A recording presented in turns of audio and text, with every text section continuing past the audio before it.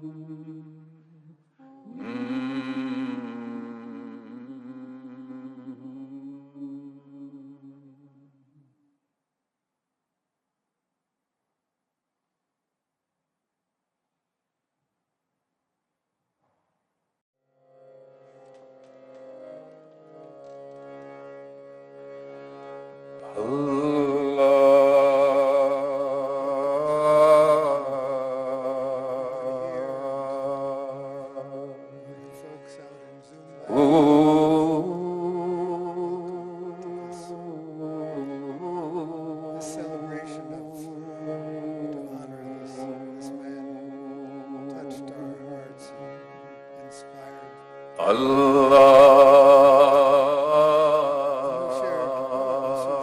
his friendship and his music. Let's let Kiran welcome us as he did here in this church, in this room, earlier this year on February 25th, in this about a 5-minute introduction to Sufism. And then we'll continue.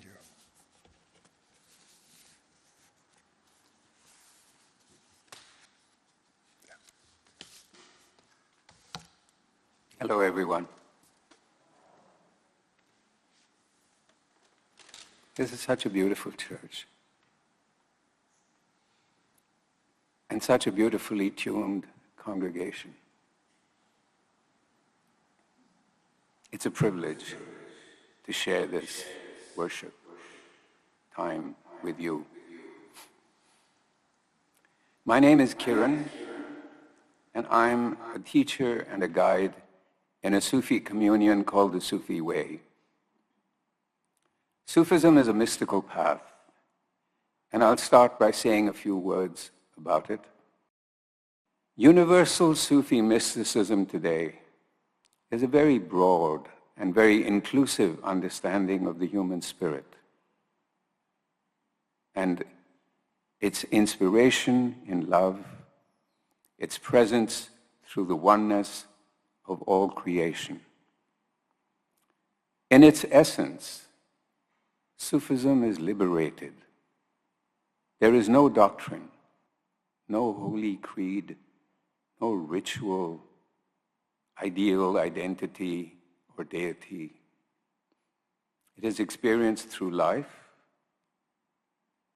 It cannot be learned only from books, teachers, rituals, devotions, though all of these can help.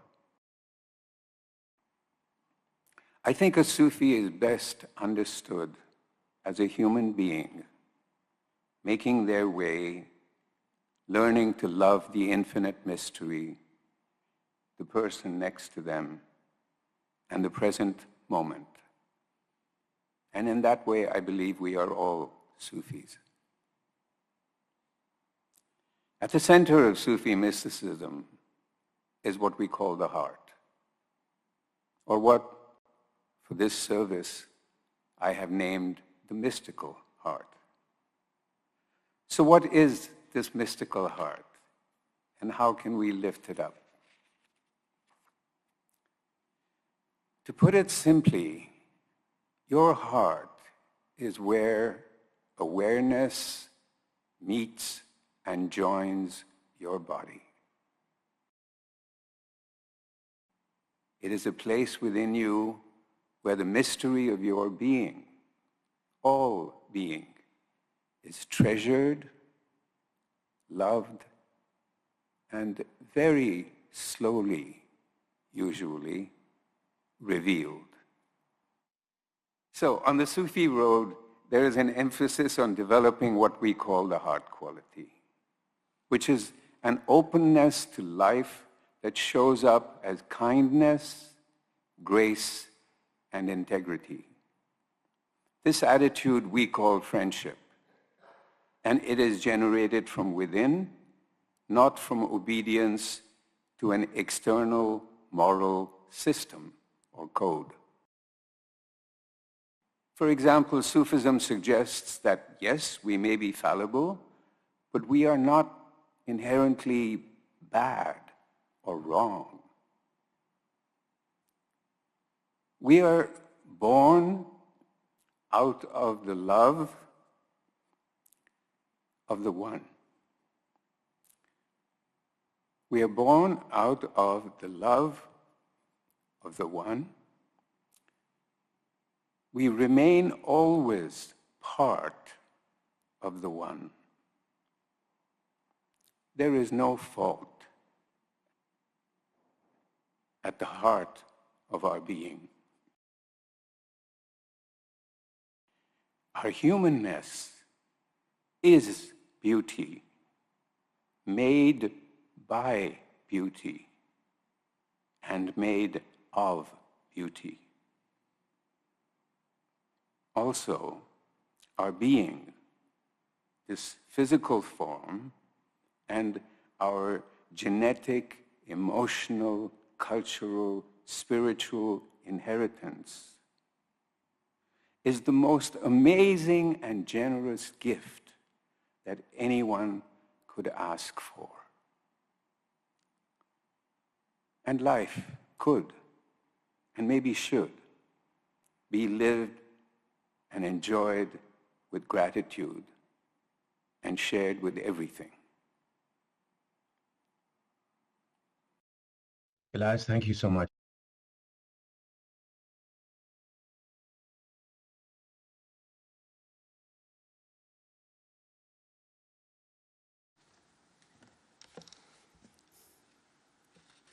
Oh my. Dear ones, it is wonderful to see you here today. And for those of you who are on Zoom, we feel your presence across the miles and across the continents. Welcome to all of you.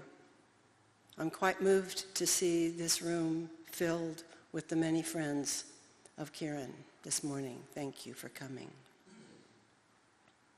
I want to begin by thanking, with a big sigh of relief, Elias and Isha for basically putting together this memorial. When Kiran passed away, the hospice people who ministered to the families as well as to the dying person told me, delegate, delegate, delegate. So this memorial is the result of much delegation. Elias and Isha and our tech helper, Ishan in Colorado, created slideshows, found video clips, organized programs and printed them, flew in from Colorado and Oregon to be here today with us. Thank you. Other thanks go to my friend Leslie Byrne, who took over the responsibility for all of the arrangements for our reception after the memorial, which will be in the next room. I also want to thank everyone who has helped in any way. Many of you sent photos and memories of Kiran, and some of you helped set up, some of you welcomed people, and others of you will help to clean up. Some of you brought food. Many of you brought food. Some of you brought flowers. I want to thank my daughter, Kiran, who suggested that we set up a table with some of Kiran's things, hats and scarves, in the next room, including some of his Cavalli hats. In Wente Hall, during the reception, you're invited, if you so desire, if you need, to take something to remind you of Kiran. Only if you desire. I want to thank Sonam Kalra, who will be singing today. She is a renowned Indian singer, and she happens to be Kiran's niece. She lives in Delhi, and it's an amazing coincidence that she is performing, doing something major in San Jose tomorrow. And so she could be here today to sing. So that's just wonderful.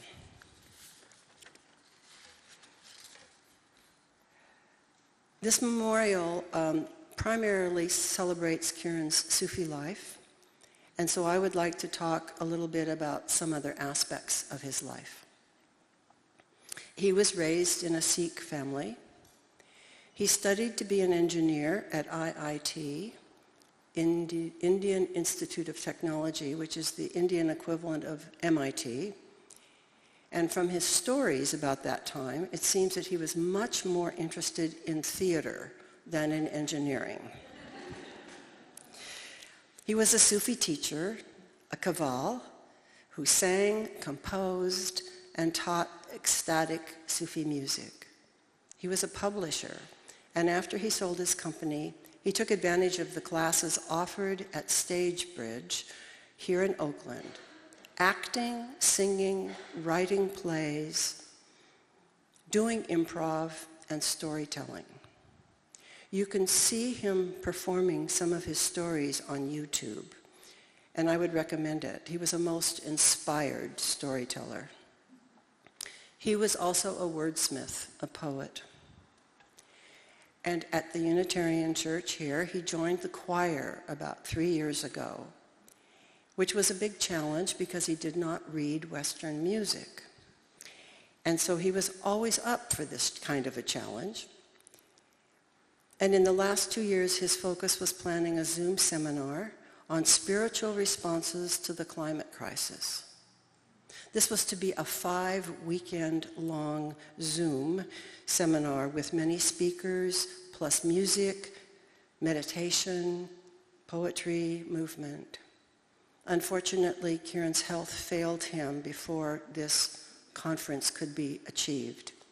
And ironically, the conference was to be called A Matter of Life. So, about me and Kiran. I met Kiran 42 years ago in Claremont, California.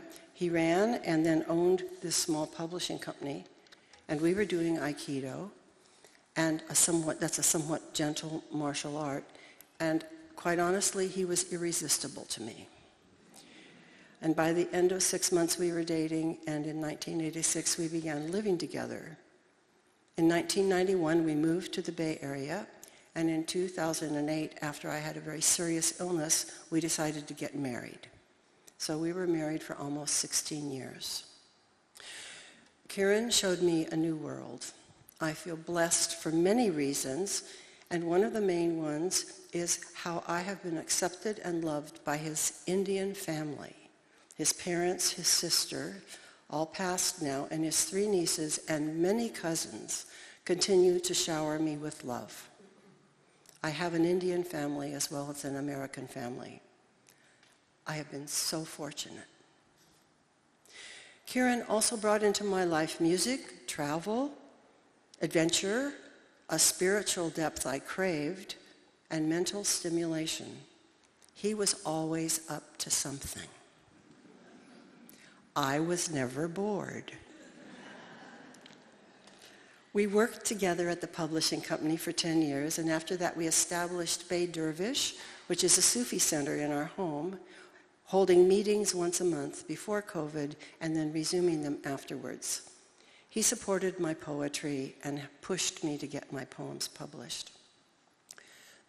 Kiran loved to organize big events. He was good at it. His group trip to Nepal in 2020 was amazing.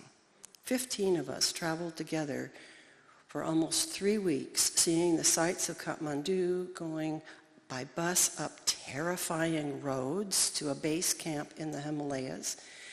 And Navaran, a dear friend and student of Kiran's, whom you will hear from later in our celebration, facilitated that trip.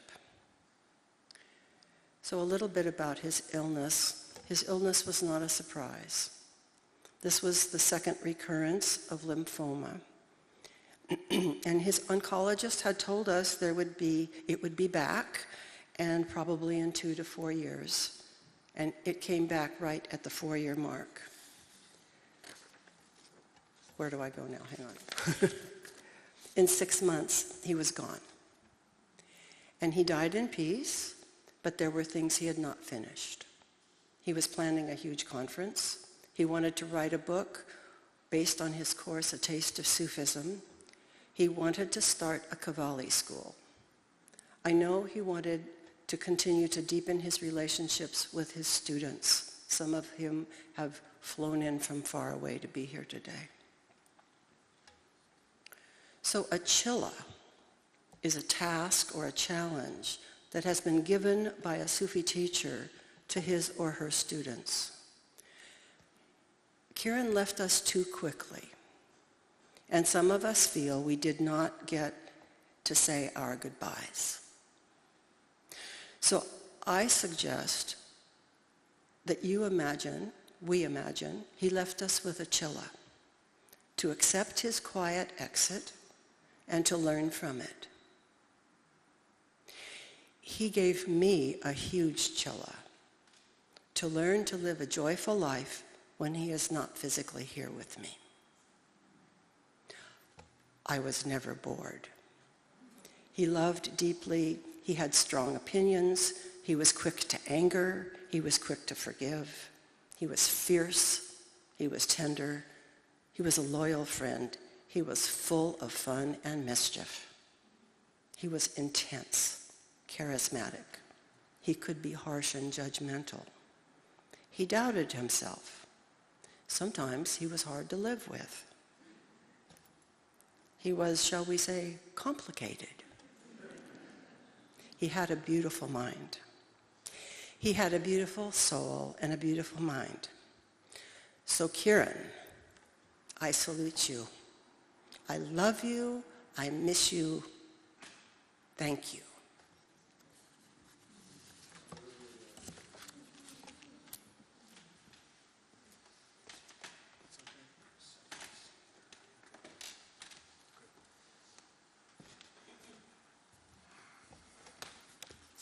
Thanks, Jeannie. For several years, Kiran and I held monthly online meeting seminar called Openings for students of Sufism.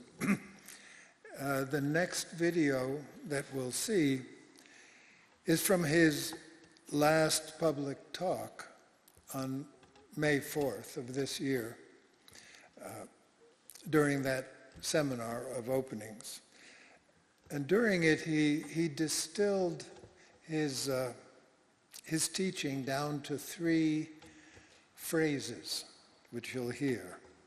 These phrases, well, of what to him were what matters most in life. Kiranji?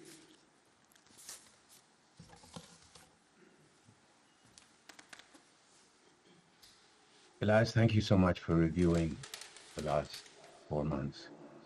It's very wonderful to frame where we've gone and what we've looked at and what we're seeking, exploring, and reaching toward. For me, I'll say this: an essential part of the search around this subject of the matter of life or matters of life is, what will we do? What action will we take? And possibly, will we act? If, why or why not? I feel that all our beautiful thoughts and sensitive insights and inquiries don't reach the level of doing. It is a step that we need to take. And personally, I feel that taking that step means reaching into yourself and asking, what are the sources of the energy, the momentum, the drive in you to do something?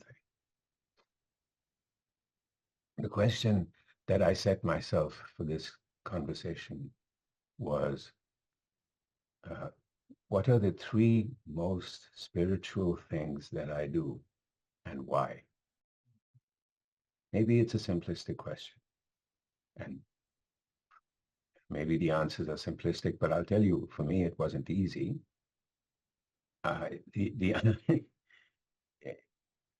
Once I began to feel that I had reached answers by going to the areas in myself that most moved me to action, then it became a little simplistically expressed. Here are the 3 things that I do: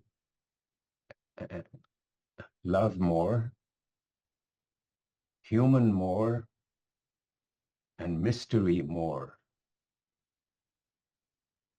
And I'll say a little bit about them, not in the same order, I'll explain why. So love more. To me, a great amount of energy, joy, beauty in my life comes from loving. And I'm going to personalize this. I love every single thing about my wife. Like me, she is perfect, but different. Feeling the trust and attraction and commitment and the orbital gravity that connects us gives me a feeling of immense ability. Feeling it, honoring it, sinking into it, surrendering my defenses and safe exits. Those defenses and safe exits are like armor that prevent my energy from expressing itself. And so it's a huge gift to be able to love. I want to say that to me, these are more than words. And I don't want to waste words on making what I say hollow. Gradually, I begin to see next to me a most precious gift, a friend. As Sufis, the friend and being a friend is one of our great ideals. And I find to give it meaning, to give it life, is a difficult thing, and yet one of the most enlivening things. The possibility that I can be a friend also. Okay. The next one, mystery more. I keep exploring different and meaningful pathways to the mystery. And part of that includes accepting all the craziness that I've encountered in myself. Because it was all arising from there and going back there. The pathways arising unbidden from me, from inside me, that may seem weird or affected or puzzling or offensive or ignorant, arrogant, obtuse, inharmonious. I love this Sufi word, malamati, blameworthy. But to see and relish that I am always on an inner path that the mystery guides me to, it invites me to, it forces me to that, and it hides me from me till I go there. Maybe the path that I travel and report on can serve others in my time, in their path, in their liberation, vision, joy in life. Maybe I can help to decode and recode the mystery in new ways suggested by her and suggested by her beloved, which is art. So that's mystery more.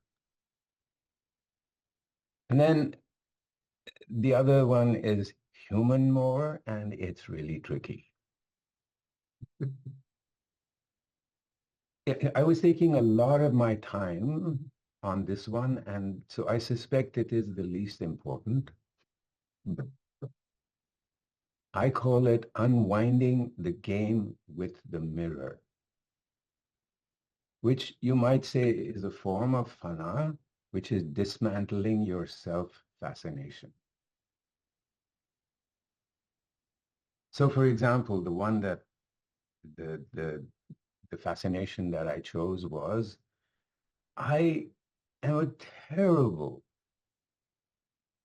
construct of my judgments. I judge this and I judge that, and I judge what I do and I judge what others do and I judge what they are and how they look. And I create personas for them in my mind, and so I said to myself, the thing that I have to do and I must work on is to stop judging. So that was going to be my human more option, and then I realized that no, that's more self-fascination. And so today, here is my human more option that I want to share with you. And I recognize that it is what I do. It is what I have said to myself. Find your meanness. We've all been injured, hurt, have resentments from childhood on. And somewhere in us, there is a defended core of meanness. And my human more is find your meanness, deal with it. So for me, in how they link with a matter of life, matters of life, these are the places where my energy, my momentum arises. These are the places where I feel I need to connect my understanding, my hope, my commitment, my faith, my vision, leadership, boldness, my willingness to try and succeed, my willingness to fail, my love, my courage, my joy, my fellowship in humanity, everything that I feel about life and death, everything that is around us that is both sustaining and shining.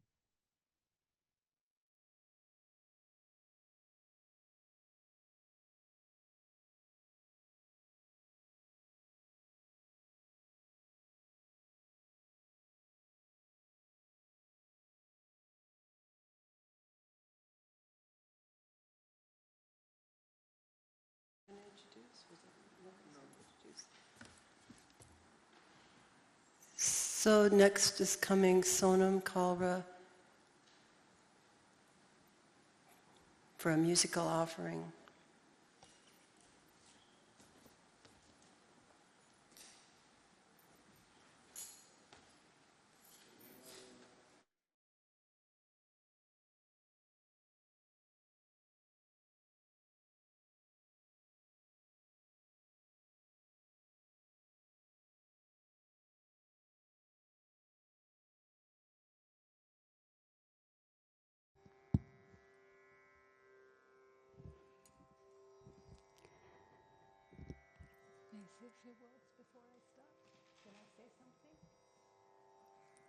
I just want to say thank you to Jeannie Mommy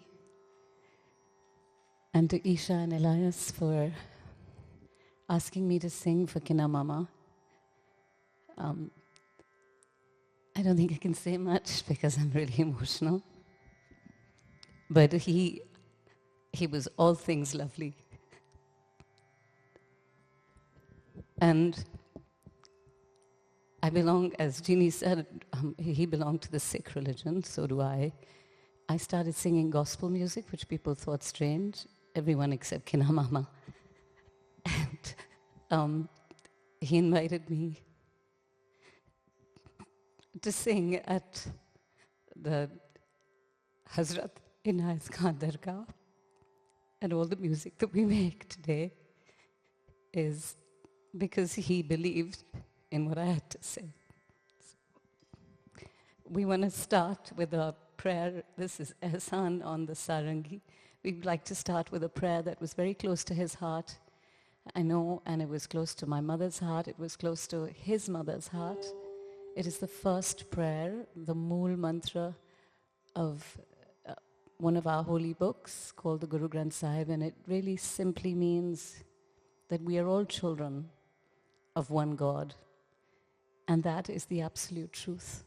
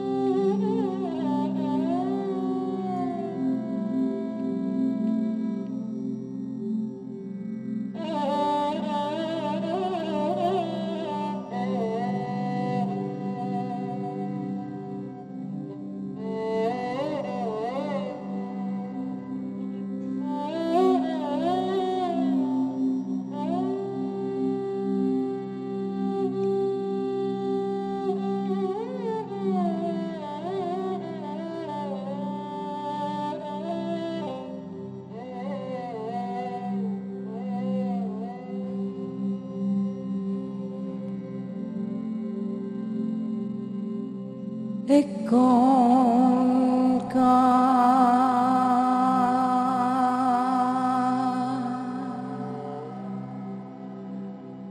Satnam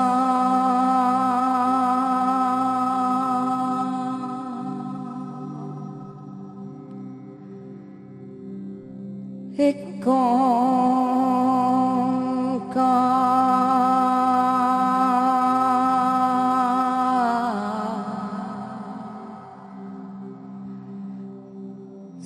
Satnam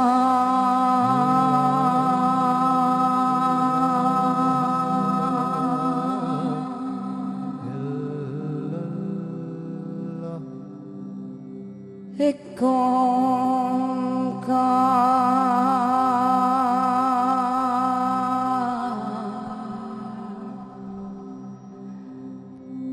Satnam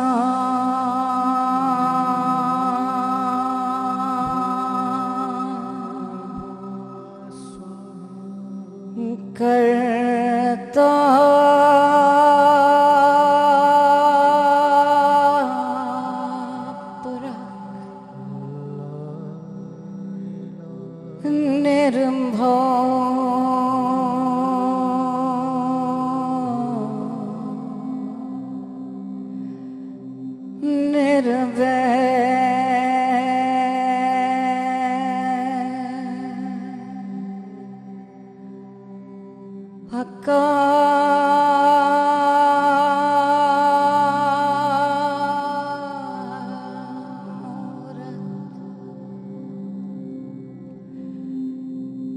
अजुनी से भंग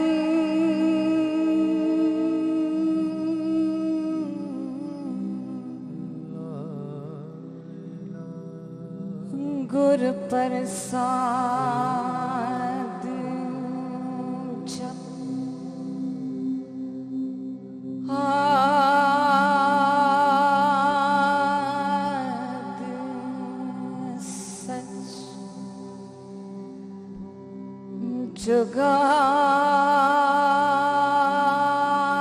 जुगाद सच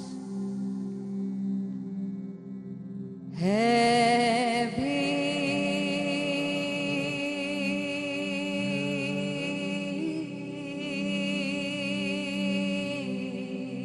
सच नानक होसी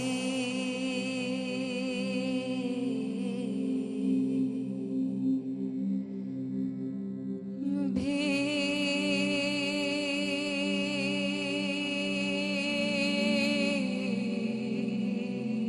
सच एक ओंकार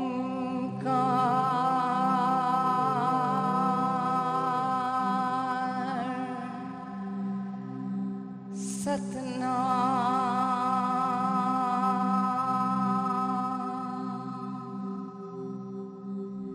एक ओंकार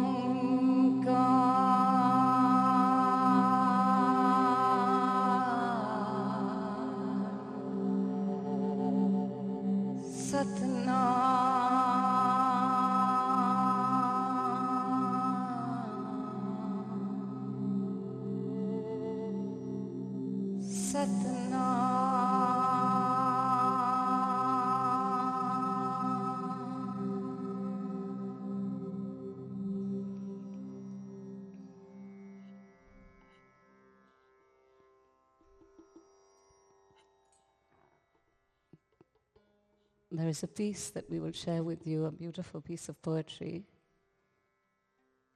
Kinamama loved the work of Kabir Das. He was a 15th century poet who spoke of finding, he was a Sufi poet who spoke of finding love in humanity and finding God and the beloved in every person that you saw, that you see around you, whose shoulder is touching yours. In this particular piece, he says, I will not come and I will not go. How can I ever leave if I was never here? And yet, I have always been here, and I will continue to be here every time you utter the name of the beloved or you think of the beloved. I am the giver, but I am the receiver too. I am in every man and in every woman too. I am the sweetness of life, and I am the bitterness too. I am in every Muslim, and I am in every Hindu too. I am in every label that you give me. I am a drop in the ocean, but I am the ocean too. I am your yesterdays, I am your todays, and I am your tomorrows. How can I ever leave you if I have always been here? And I will continue to be here every time you think of the beloved.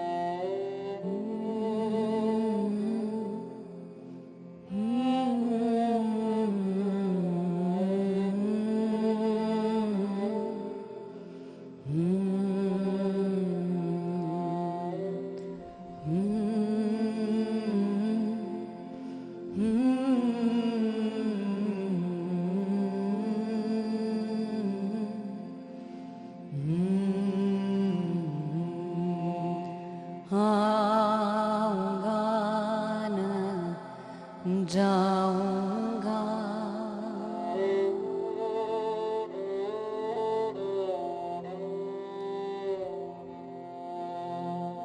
आऊंगा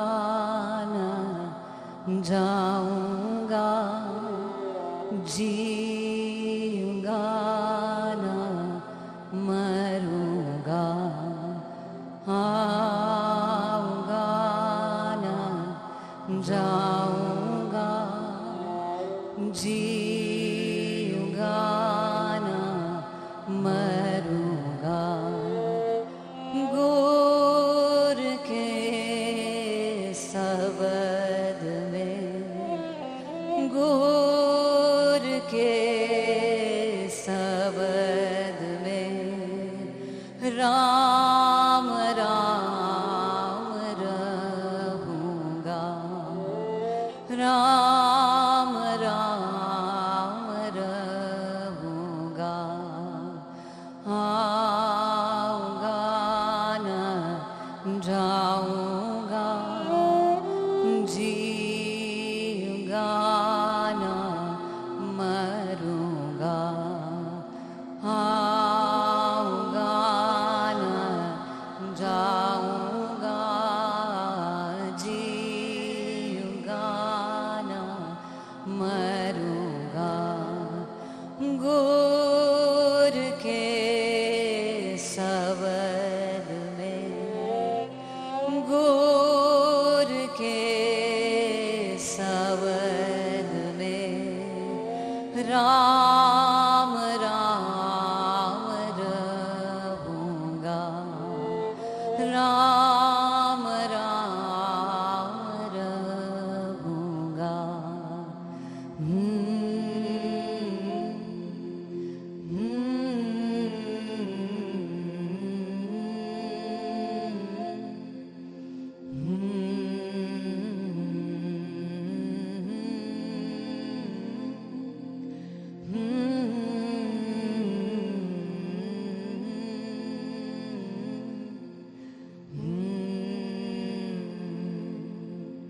आप कटोरा आप थारी,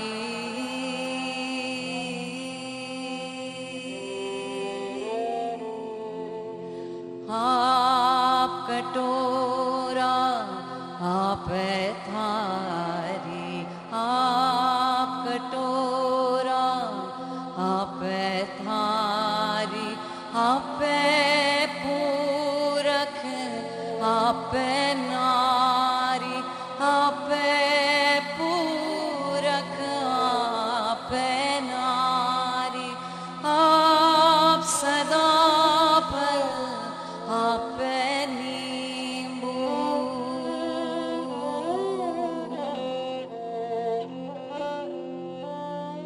आप सदा फल आप नींबू, आप मुसलमान, आप हिंदू, आप समुंदर आप बिंदु, आऊंगा जाऊंगा जीऊंगा मरूंगा, आऊंगा ना जाऊंगा जीऊंगा ना मरूंगा।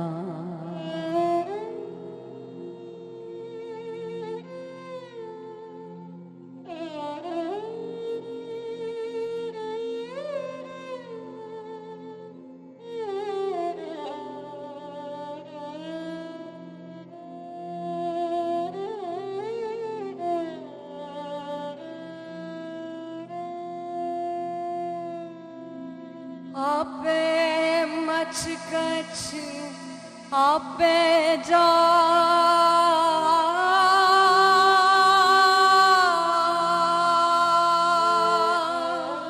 आपे मच कछ आपे जा, आपे जीवर आपे का, आपे जीवर आपे का, कहे कबीर हम नाही रे नाही,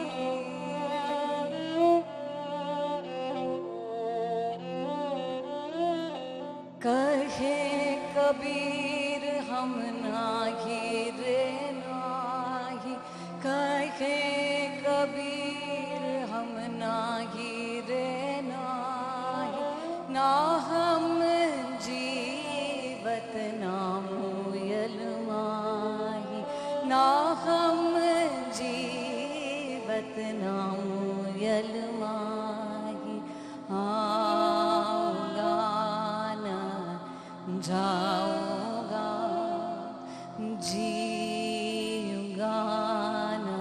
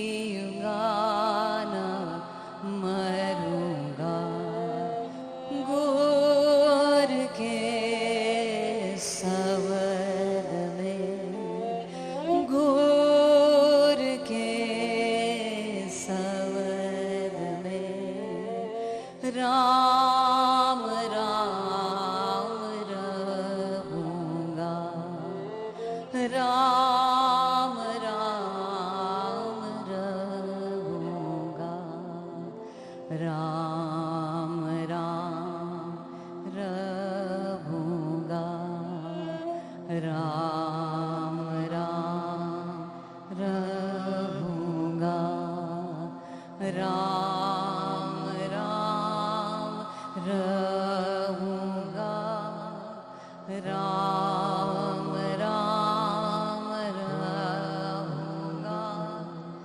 Ram, Ram, Rahunga. Ram, Ram, Rahunga.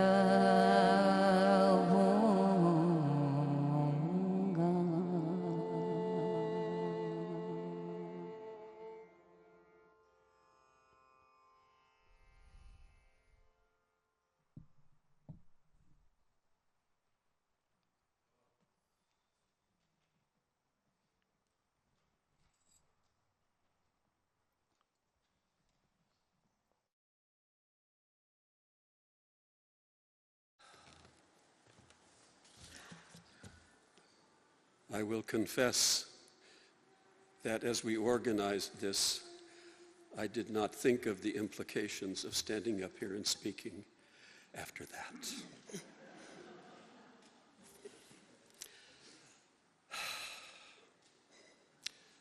The thing is, you see, before I began even to say, I knew this beautiful woman when she was about this tall, with little black pigtails down her back.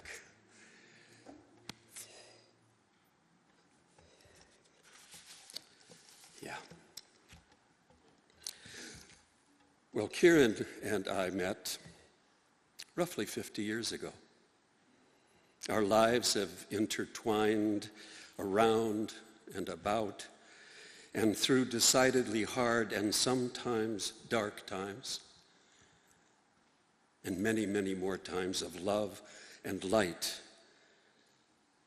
with a shared appreciation of what this Sufi life has meant to us both individually and together. Kiran was born a Sikh, a deep, rich, spiritual, cultural, social tradition that has many wonderful qualities about it for those who embrace it. Today there is one quality, one essential quality to Sikhism that I want to shine a light on. Sikhism is a tradition born and bred of warriors. Both men and women are warriors. So even though Kiran did leave this tradition, of generations of his family, for me, he carried with him, at the least, this singular essence. And I'm sure all of you who knew him, who know him, will recognize this. He was in all ways a warrior, in all ways. And when he left his family and India behind on his deeply personal quest, he left as a warrior. Now, I want to acknowledge all our stories about Kiran are very personal to each of us. We each lived our lives. Mine, in that sense, is no different than any others. But here's the story I want to tell. In 1975, my dear wife, Fadwa, and I were in India on one of those infamous Sufi motorcycle trips. Murshid Fazil decided that Fadwa and I should join him to visit Kiran's mother and father.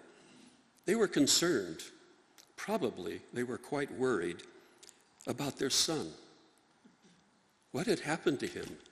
He had been gone now 3 or 4 years, this Sikh-born son, to become what? A Sufi? Arriving timely for our appointment to meet General and Mrs. Aurora, we walked into, for us, a palatial home and found ourselves sitting upon fine furniture, drinking tea out of the finest china. The three of us looking every bit like scoundrels, having just jumped off our motorcycles, intending to steal their silver. Or perhaps having already stolen their son. And please bear in mind here, General Aurora was a general. He had just led the Indian Army in the liberation of Bangladesh in 1971. And Mrs. Aurora, well, there were two warriors always in that home.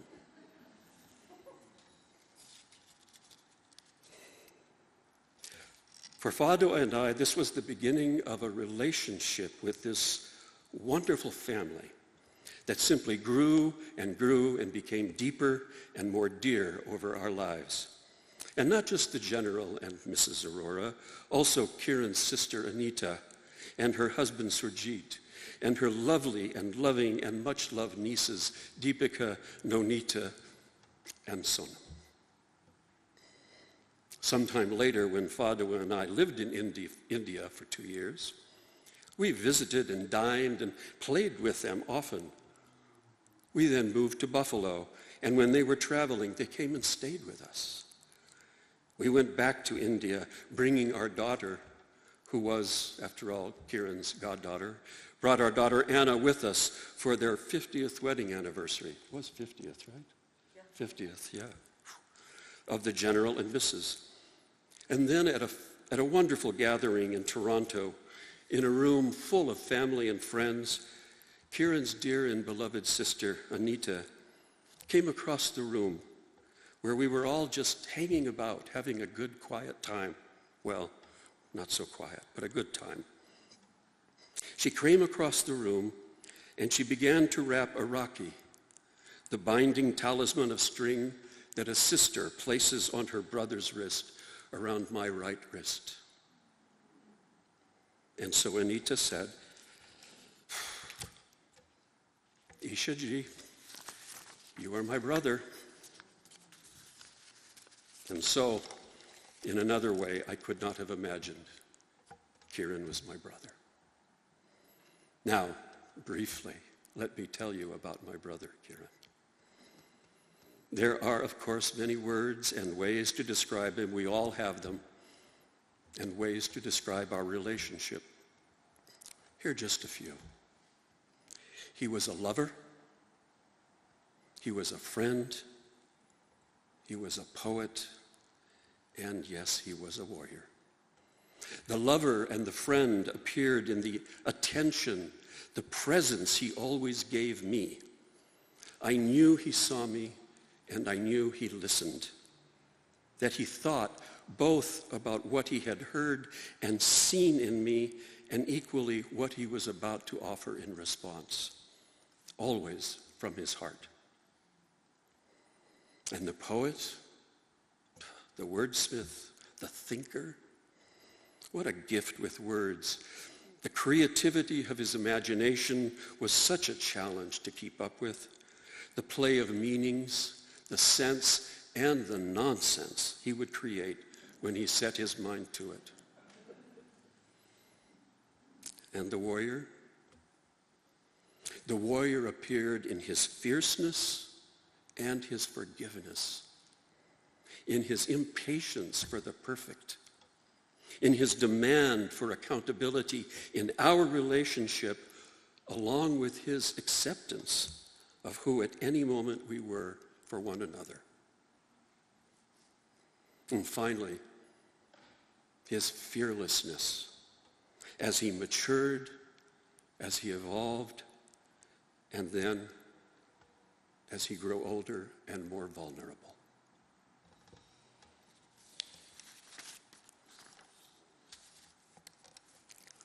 I was with Kiran, with some others. I was with Kiran 10 days or so before he died. While there were several different conversations held by those of us there in those few days, he and I did not have any truly personal quiet time together until the moment I was leaving him and Jeannie to go home. In that moment, we held one another's hands, brought our faces very close together, and yes, saw one another clearly yet again, and said simply, "Thank you."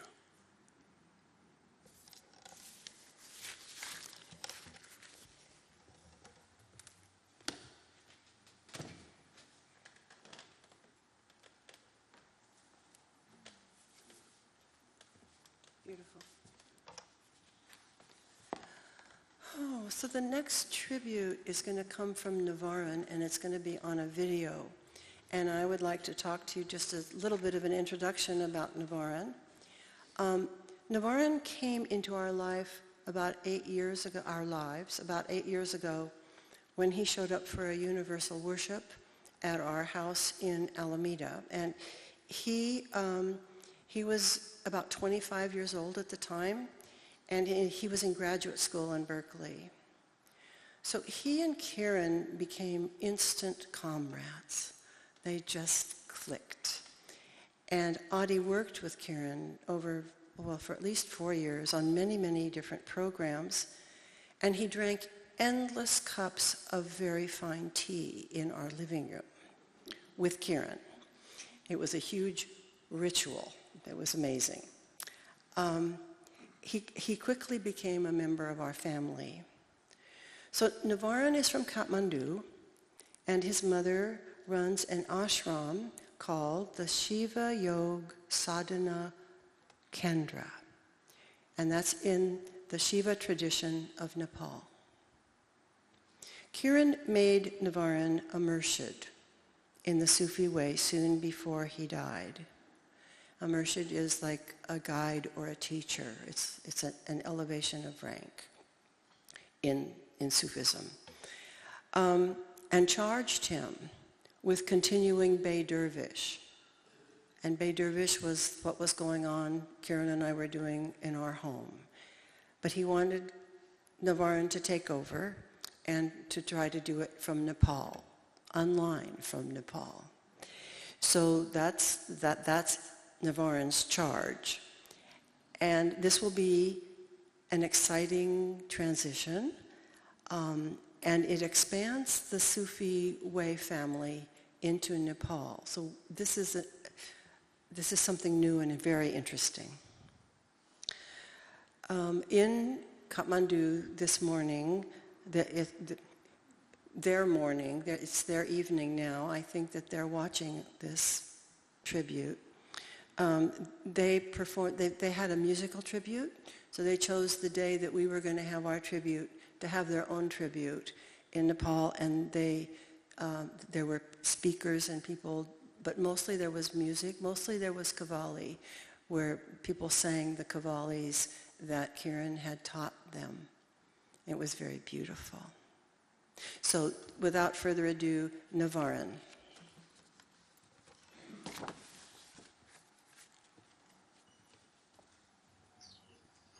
I met Murshid Kiran back in 2017, and since then he became a very important part of my life. And I enjoyed his friendship, his guidance, his style, his taste, his way of being and becoming, doing, and everything that connected with the dimensions of being a human being. He connected me with this mystery of the heart in the most authentic and genuine way. It was not a wooby-dooby of the sky, but it was something which was actualized in everyday life, in the present experience, in connection with each other, in the vulnerability that we feel, in however life manifests.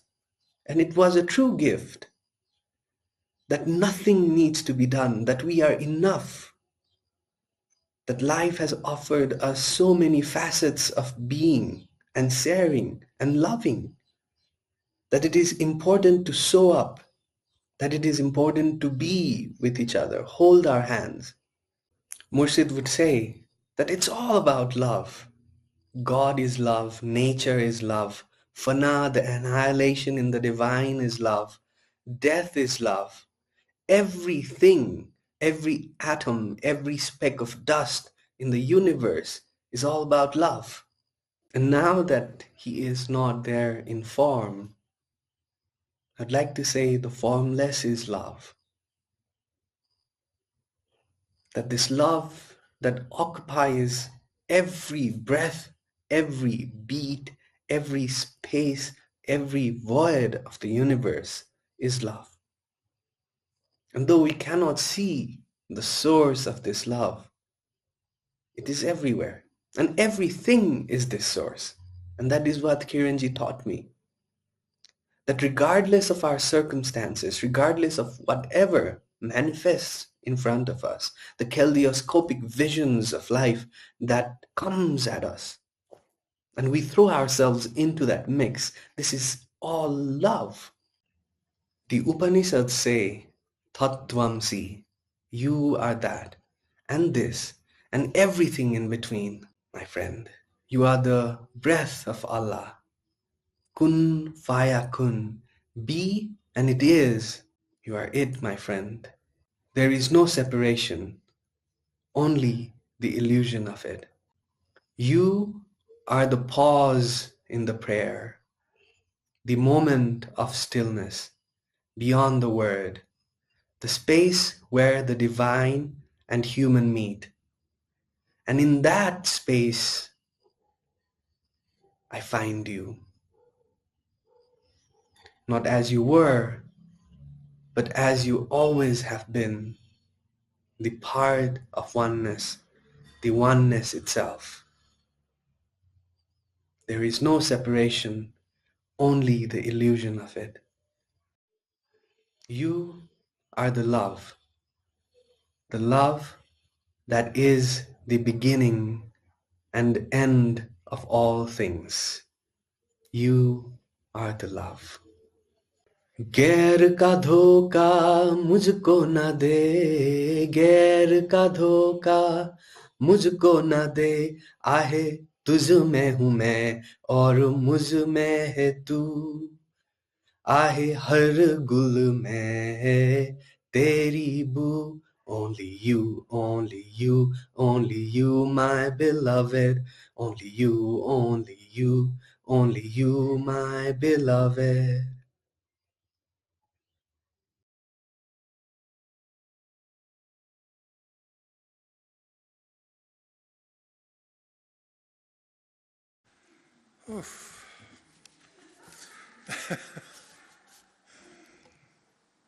Okay. So after Kiran passed, and well, perhaps instead of saying that he passed away, which is common, we might say he arrived. He arrived home. So we all sent out a request for written tributes that we could include in this celebration of his life. And as you might imagine, we received quite a few tributes, and so I took the liberty of extracting passages from some of them so that at least a few of these voices of his friends could be heard by us now and in this celebration.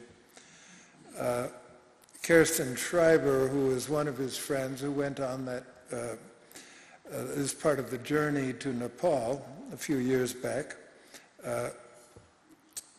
Kirsten and I recorded passages from some of these tributes in what you'll hear now.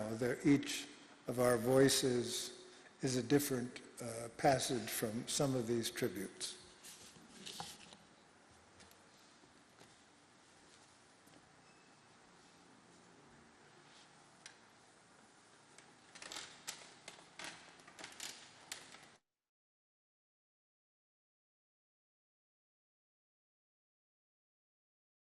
Kiran, may you receive the blessings which you gave others, and may these blessings rain down on all who knew you.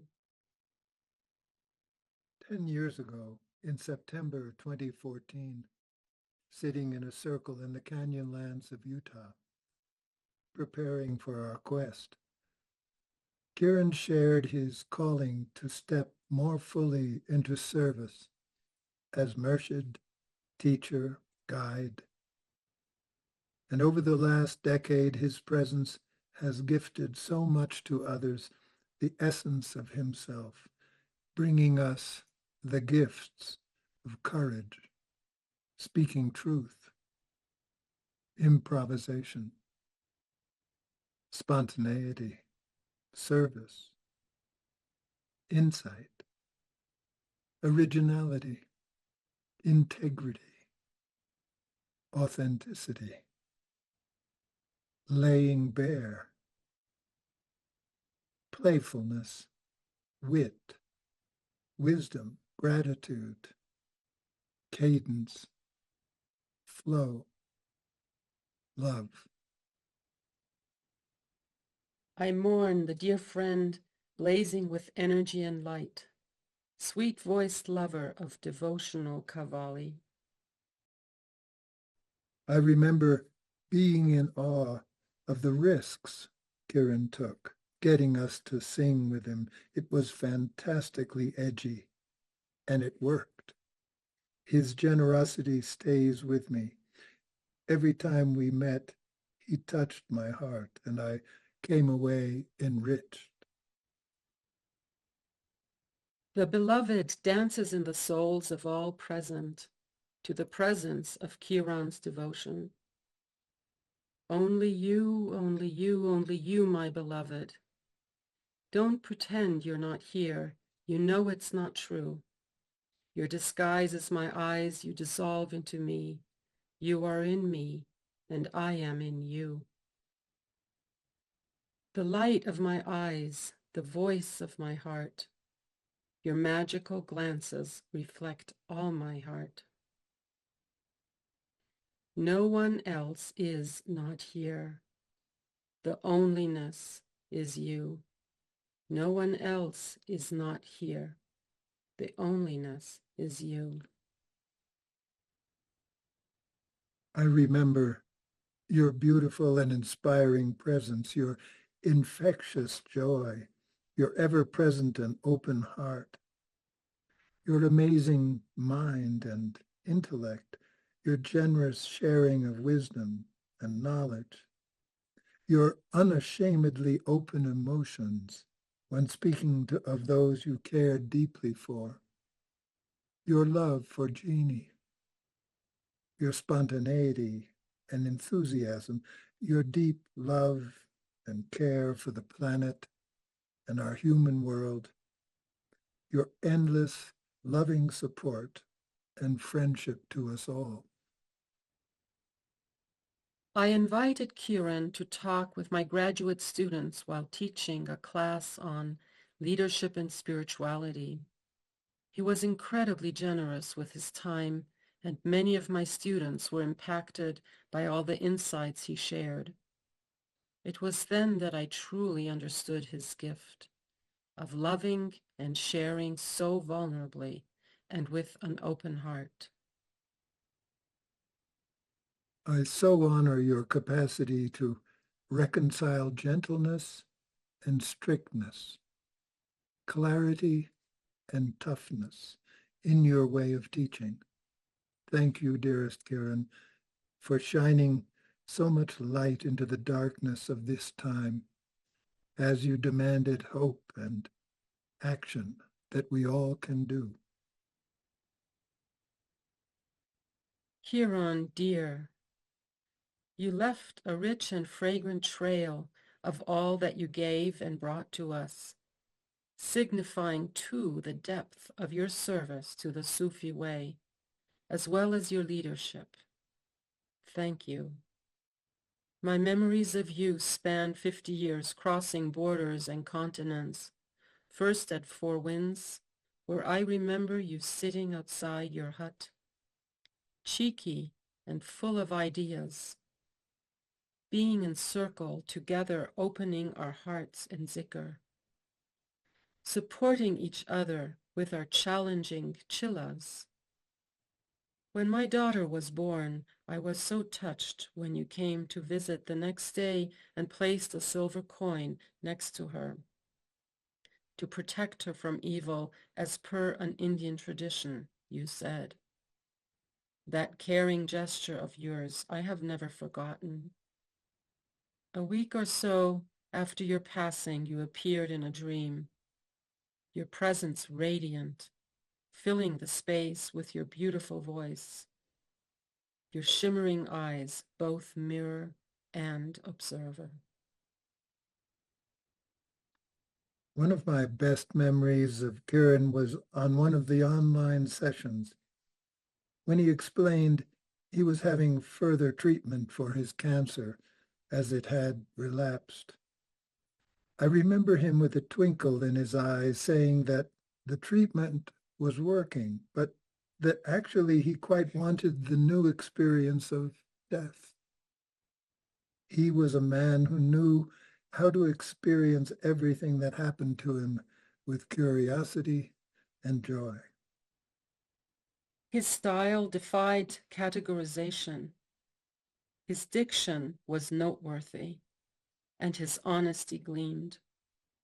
He was witty, quick, imaginative, focused, inclusive, shining, fearless, positive, humorous, complimentary, sly, reliable, and inventive. Kiran, this night whispers your name, like last night, every night before that. I keep looking at the sky. The stars, like flowers, are falling down. I can only collect them and write your name, Kiran. Besides your smile and joyful being, Kiran, I appreciate your wisdom and your leadership and generosity in sharing during retreats and in Sufi way online gatherings. You have encouraged us to ask deep questions, sometimes hard questions. You once said that Sufism was a caravan of wisdom. You, my friend, are a shining example, a caravan of wisdom and of laughter. You have shown us how life can be lived with passion, humor, imagination, and courage. You truly lived your own life. I will carry that spirit forward in how I live mine. Kiran, you are a true Sufi. His smile, enthusiasm, and heart quality electrified the air and left an indelible impression on my heart. Kiran guided me in the direction which ripens the fruit. Kiran was a man of mystery, whimsical jester of sorts, teacher of wisdom, caring and inspiring through his words, his Qawwali lyrics, his presence, and the glint in his eyes. Always a spark in his eyes to lighten your heart and soul.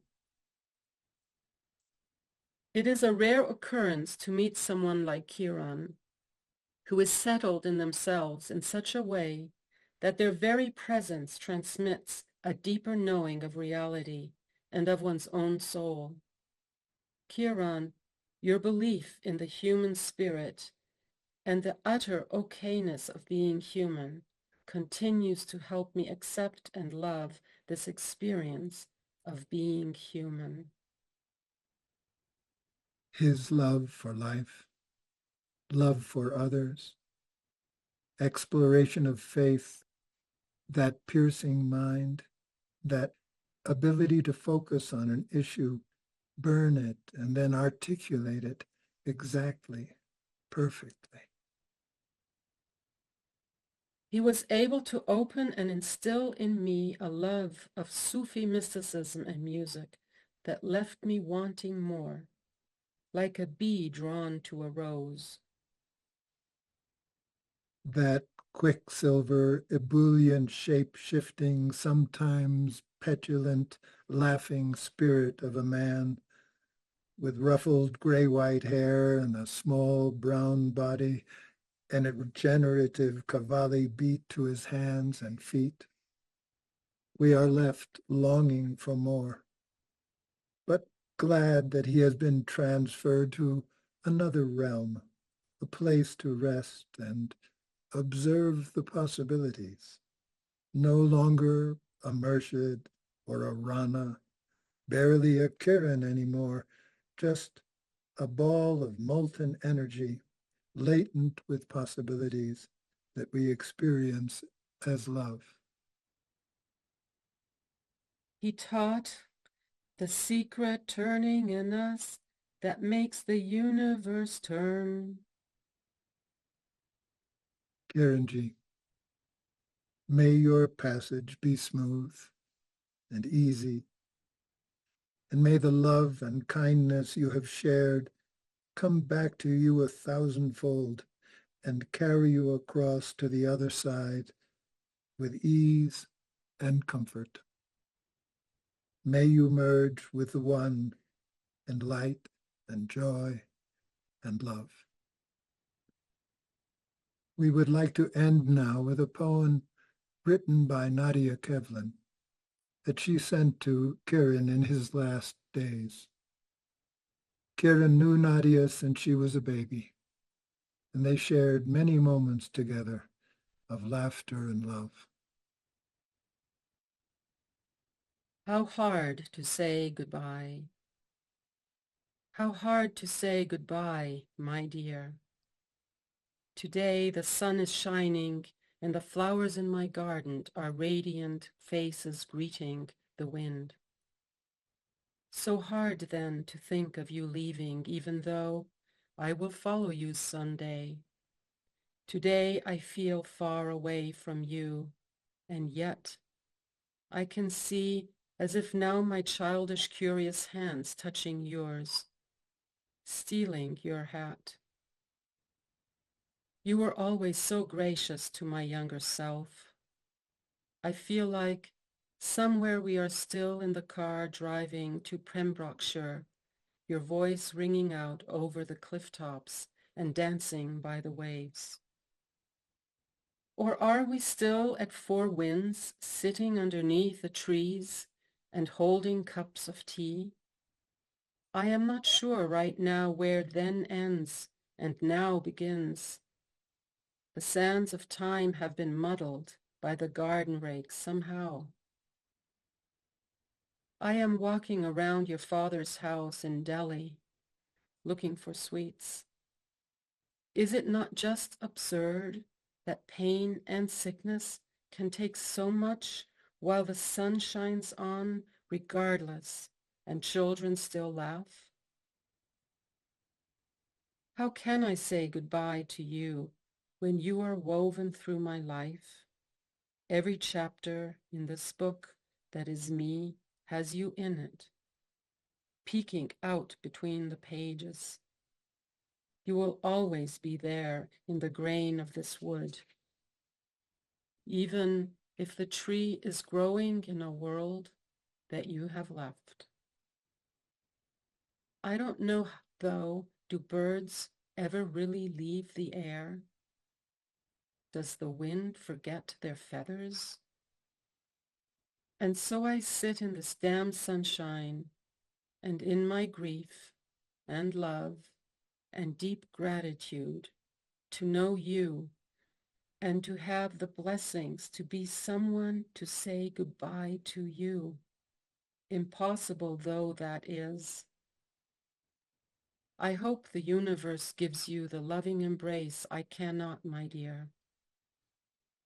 I hope the pain recedes like the rain rushing in after drought, and the plants reaching up in joy, and you can rest.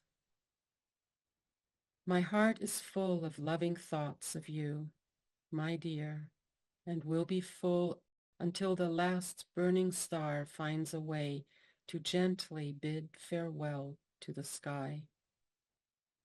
That is the only way that I know how to try to say goodbye.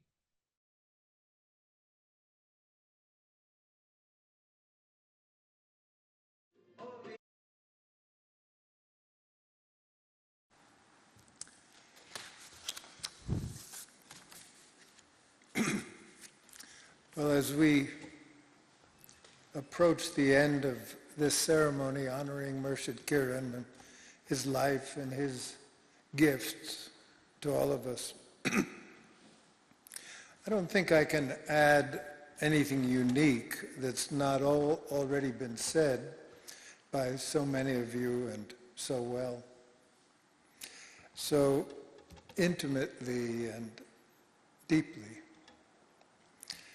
And I feel just as you do, this happy, sad feeling of thankfulness and loss, this poignancy of love and grief together. Kiran and I were very close friends. We knew each other for 50 years or so, and in the past couple of decades, we taught and played and traveled together in India, Spain, the Netherlands, England, France, California, the deserts of Utah. And as the years passed, we became ever closer, and our mystic conversations and banter together became a precious part of my life, and his too. We both enjoyed pushing the limits of language, playing with a kind of linguistic wildness and paradox, and in our long phone calls and voluminous email correspondence. My computer told me that since 2010, Kiran and I exchanged something like 3,000 emails together. I said, good grief.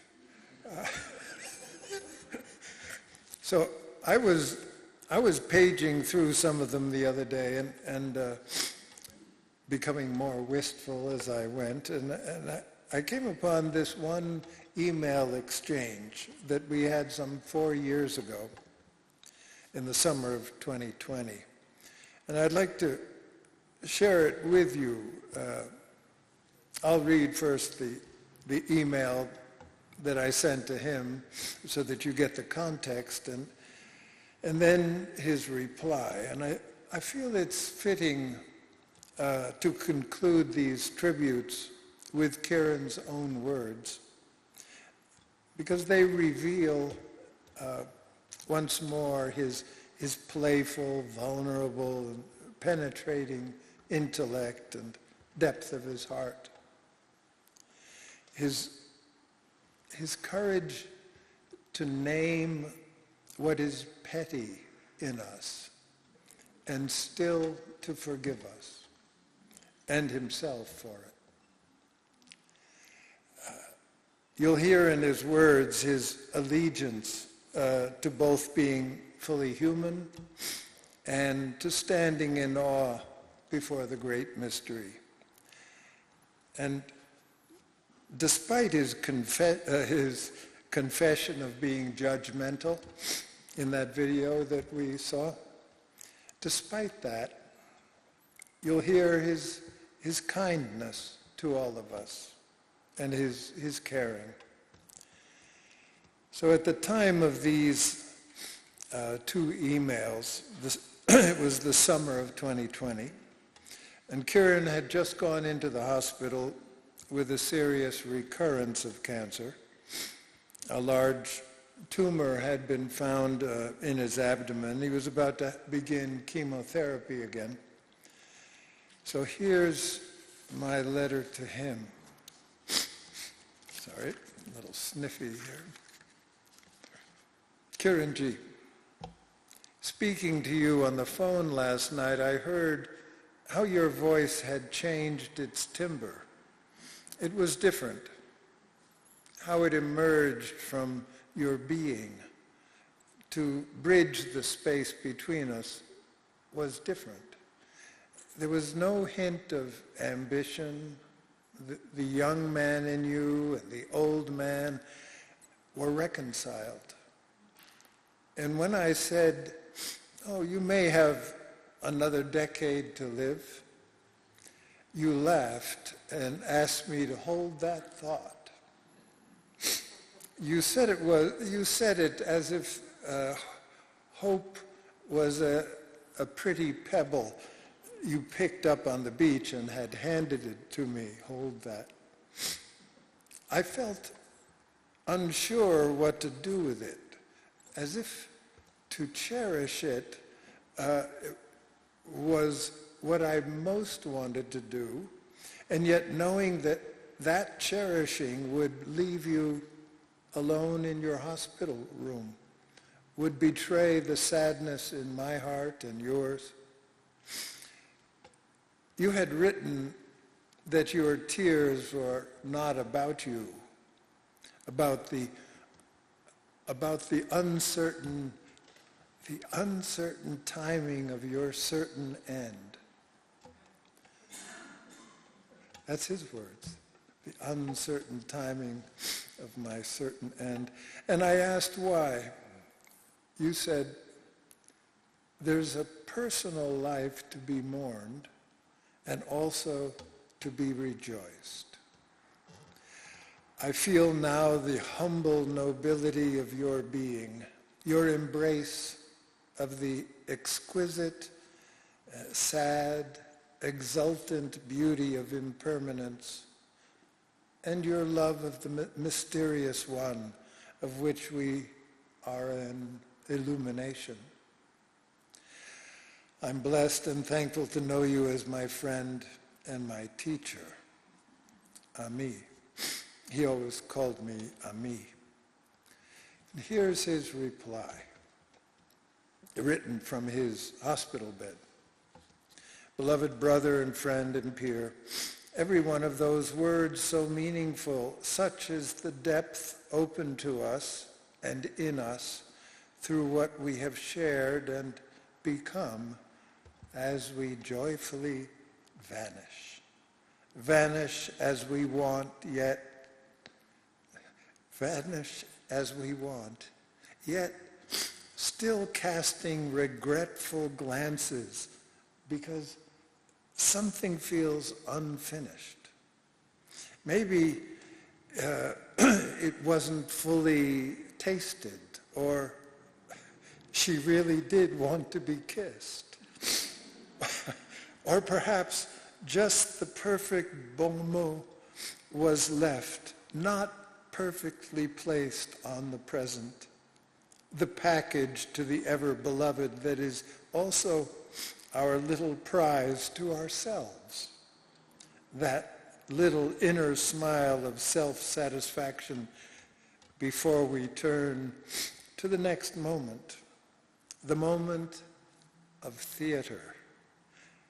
Because for all the depth of being and feeling that churns us and forces up the ugly beauty and the beautiful vanity, so Kiran, and the groveling truthfulness, longing to be known from within, there is still that moment of action, of being the actor, of standing in the way of that force of feeling and saying, move me into being.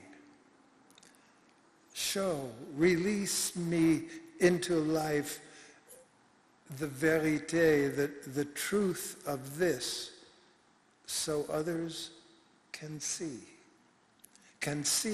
what human is, can be unabashed in essence and beyond sense, surrendered, free. Today, a pebble in your hand. Tomorrow, a love amulet around someone's neck. Today, a piece of light caught by the sun to look like a thing. Tomorrow, a diadem in Athena's tiara. Okay, and then he went on a bit, and he wrote of a phone call, a phone call he had just had in the hospital with a couple who were close friends and who were also struggling with a cancer diagnosis. He described that in his email, and then he wrote this by way of conclusion. After 20 minutes, we were quiet, and she said, "Kiran, you know that if you go, Jeannie will never be alone." And there it was, he wrote, and there it was, the pure move, clear and simple and temporary like Achilles. And we all breathed. I said thank you for the promise and thank you for the courage, and that was that. There was an inner yes. I knew at that moment I wasn't going soon. And also that the grieving and the rejoicing were in place, were being done. And so is the laughing and crying, and all is, really I almost hate to say it because it's become almost cliche, but all is well. So now, dear friends, we're going to conclude our gathering, our ceremony together by singing, praying together a bit, the zikr of gratitude. And this zikr was one of Kiran's favorites, and it's actually a great favorite of all of ours, written by Murshida Sitara. And for those of you who aren't accustomed to these things, our musical zikrs are sung together. There's not performance, with the accompaniment of the harmonium. And many of our zikrs don't have words. They're just sung with tones. But this one does have words. The 7 syllables of the Shahada, La ilaha illallah. It's La ilaha illallah. And that simply means no God but God, or the only reality is this. And if you're not used to these words, feel free to just sing the tones of ah with them. It's fine. We often do, actually. The melody is simple, and it simply repeats. And typically we might go on for almost an hour, but it's okay. We won't.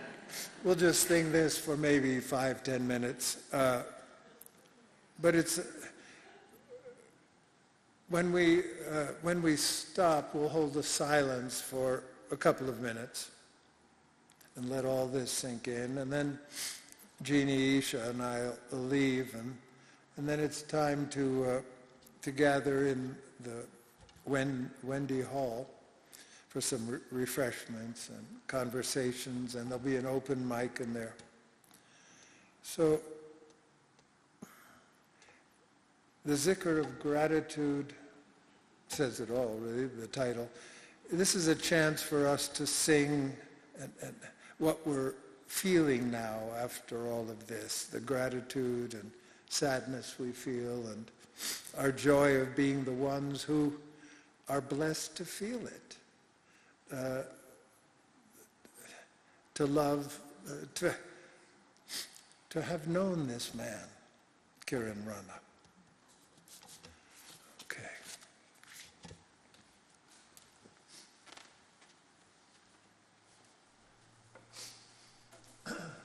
I'll just play the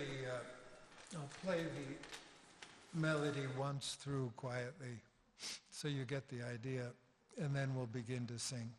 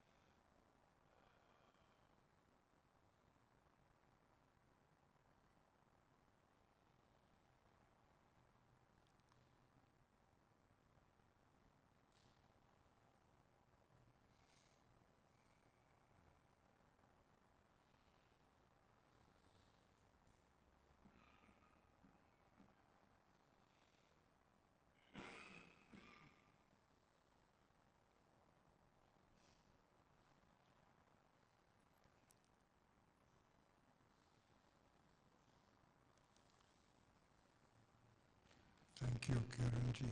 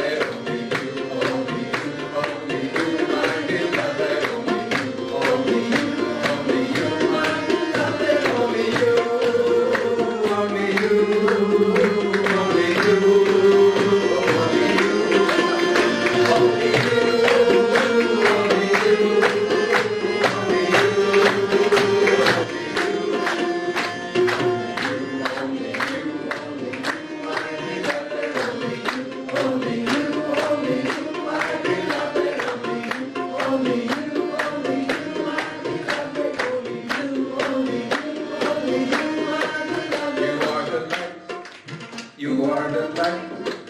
You are the light. You are the light. You are the light. You are the light. You are the light. You are the light. You are the light. You are the light. You are the light. You are the light. You are the light of my eyes, the voice of my heart. You are the light of my eyes, the voice of my heart. Oh, your magical dances reflect all my heart. Oh, your magical dances reflect all my heart. No one else is not here. The onlyness is you. No one else is not here. The onlyness is you. No one else is not here. No one else is not here. No one else is not here. No one else is not here. The onlyness is you. Only you. Only you. Only you. My beloved. Only you. Only you. Sing out. My beloved. Only you. Only you. Only you. My beloved. Only you. Only you. Only you. My beloved. I am not. Thou art. I am not. Thou art. In the one. In the one. No part. No part. In the one. In the one. No part. No part. No me. No me. No two. No two. No one. No one. But you. Only you. Only you.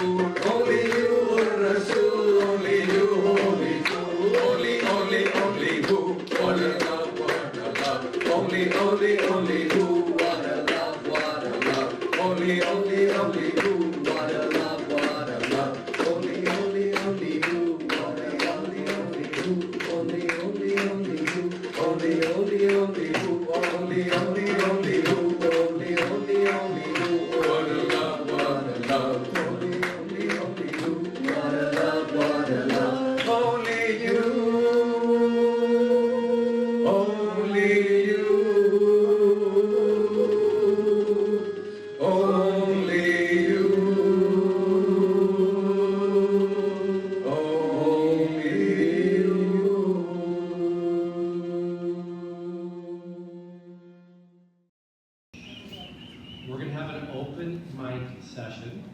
Thank you. What I ask is that we're going to be to the point, breathe, but pertinent to your experience, knowing and experiencing Kiran. So what we're going to do is I'll have to walk around and give the mic. I would like for you to, if you're interested, to form a line over here and to share your thoughts and experiences with Kiran. So can we see the line starting to form over here, please? And I'm going to start out. I've known Kiran for just over 2 years, and again, to be brief, I hit the darkest point of my life, and I was searching for something. And that something came in many forms, and one of it was in the form of Kiran. And when I met Kiran, I didn't know exactly what I saw in him, but it was something special. And that very first day, he gave me a chilla. Of course, I had no idea what a chilla was. And it was do these 3 things: don't violate, don't take advantage, look for love. And he said, come back in 90 days. I came back in 90 days. And that was the beginning of a beautiful part of my life. And it's hard for me to express my words, so I have a couple of things I'm going to share. From Rumi, something opens our wings. Something opens our wings. Something makes boredom and hurt disappear. Someone fills the cup in front of us. We taste only sacredness.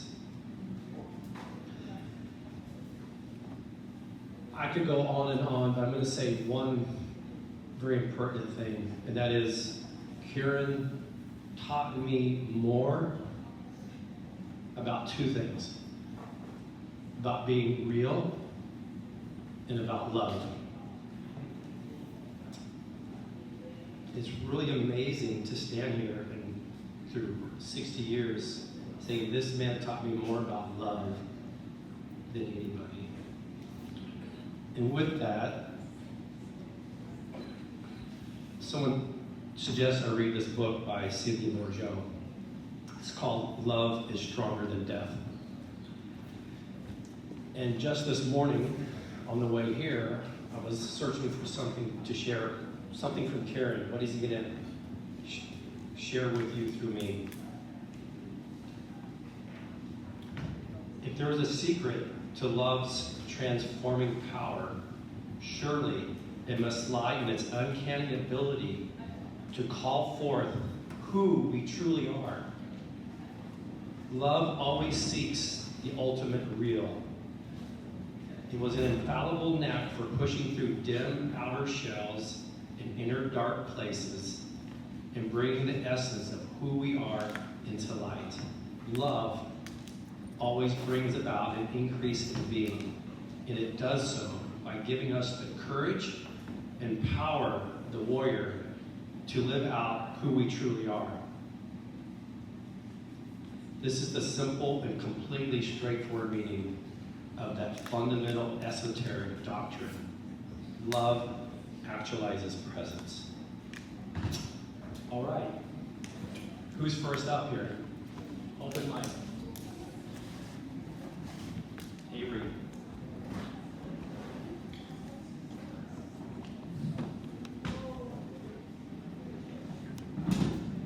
Hello, friends. My name is Avery, and I'm grateful to say that Kiran is a friend of mine and a teacher for, I've forgotten how long. Jeannie, maybe you know, I don't wonder how long time. And like many of us, I stumbled into their living room many years ago and never left.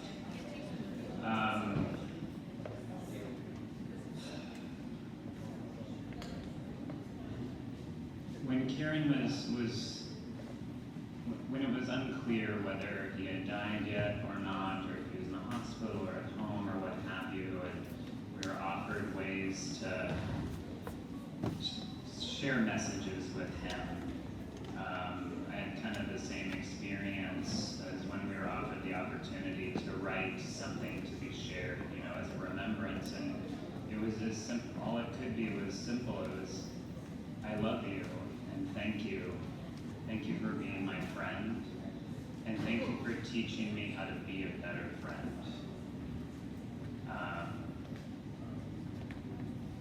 I could trust Kiran to be loving and direct and honest and clear and abrupt and kind and playful, and he taught me to treat everything as sacred and not to take everything so fucking seriously as well.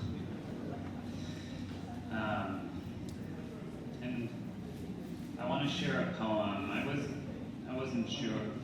It felt impossible and almost like a violation, almost, to try and put into words what couldn't really be expressed about how this person and friendship of this person has affected my life, and by virtue of that, how I show up in other people's lives. But I want to share with you a poem that came to me one day, and this is what it was asking me to share with you. I know now why Rumi couldn't help himself, couldn't stop his feverish dispatches of grief that broke again and again over the world into pieces of truth that all were just waves of praise spoken with his teacher Shams's name. Beloved, be loved, Kiran.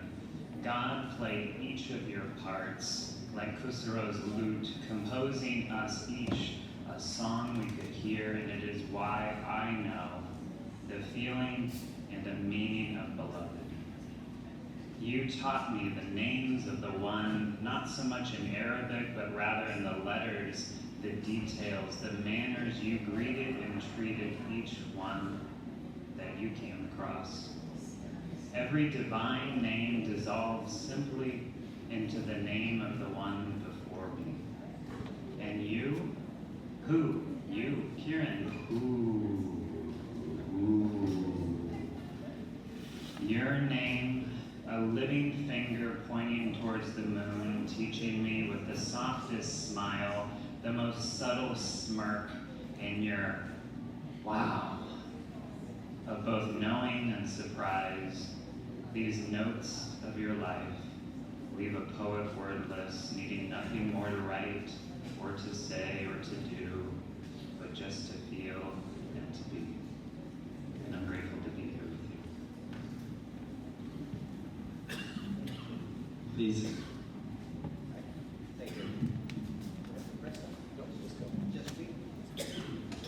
Hi everybody. I'm Sudeep. Kiran Viji is the younger brother, cousin brother.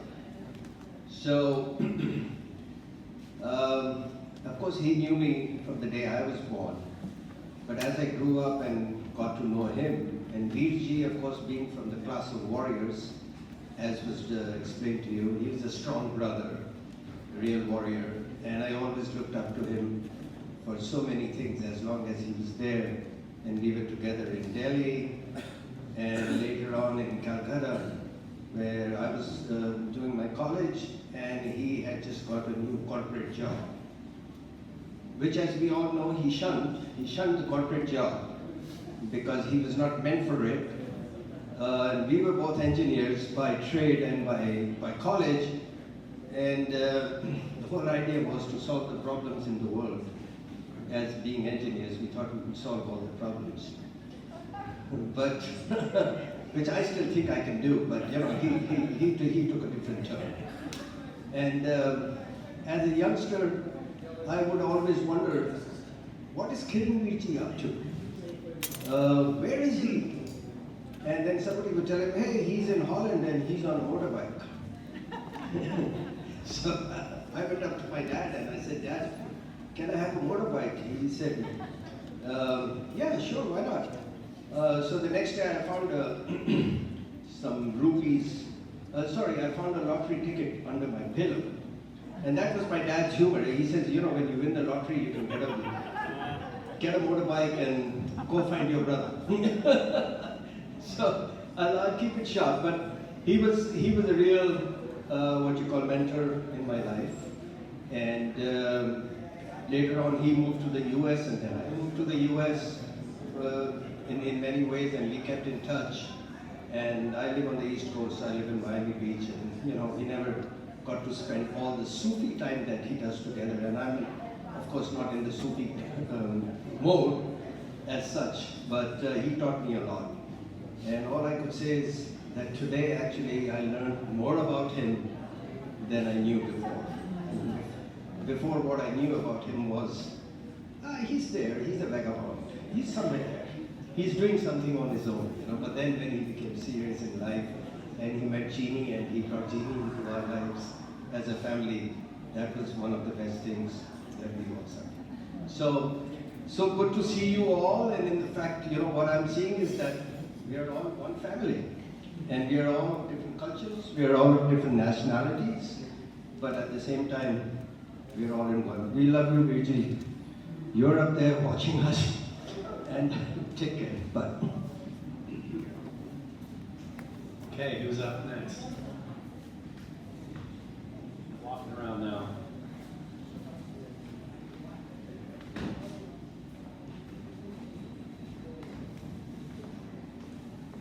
Thank you.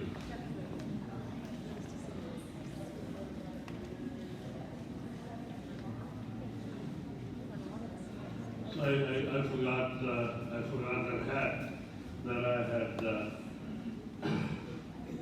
This is Kiran's hat that I wore in one of the Kawalis when I sang with him.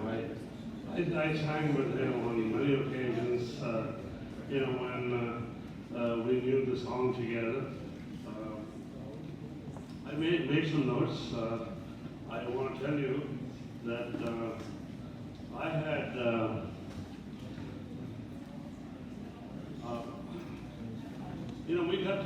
we got together back in IIT a long time back, about 60 years ago.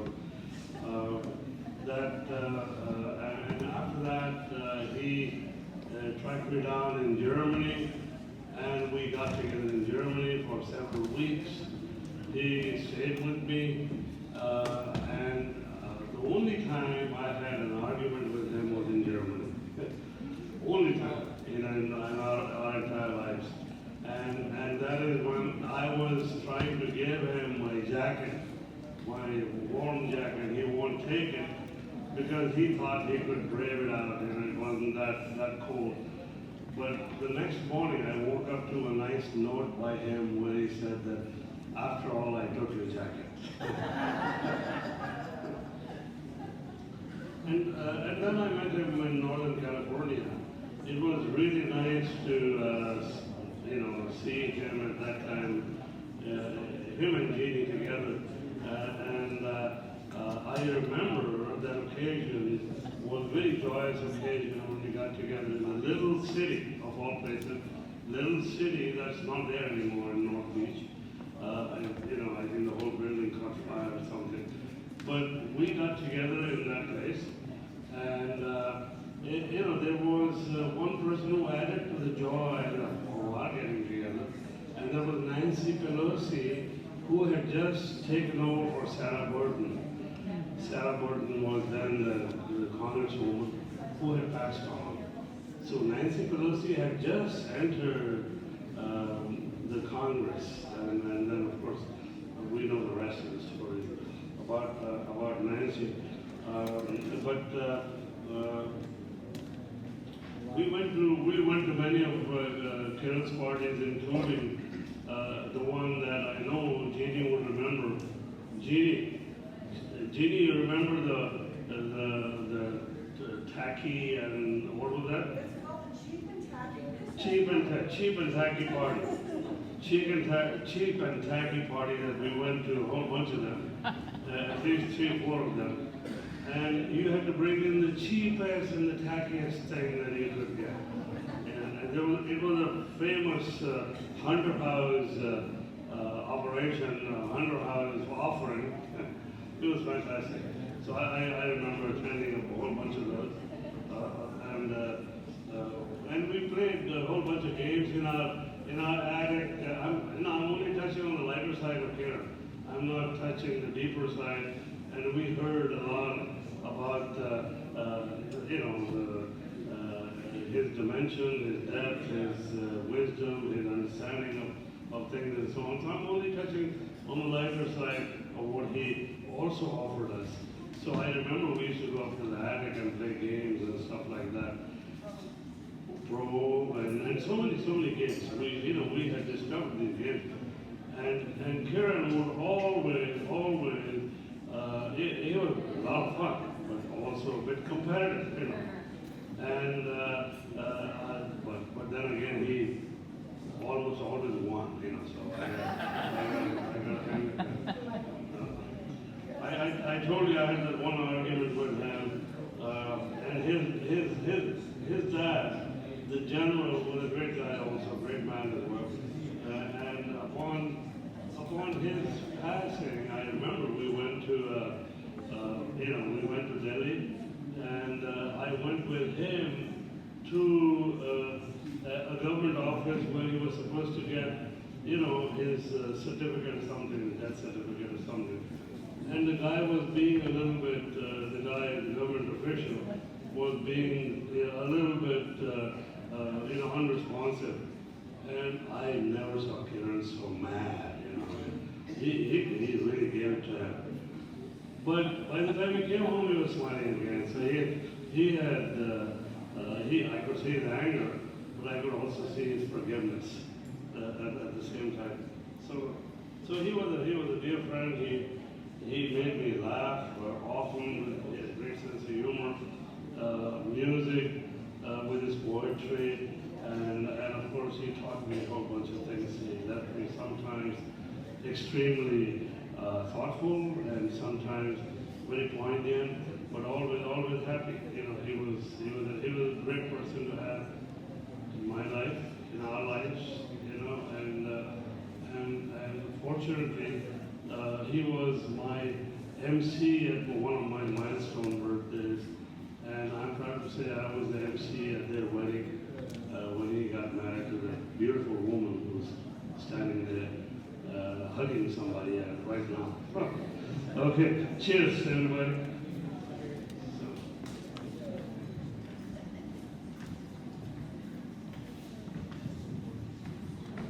I have a very short story about my early meeting of Kiran. Jeannie and I were friends in college, and we kept in touch over the years.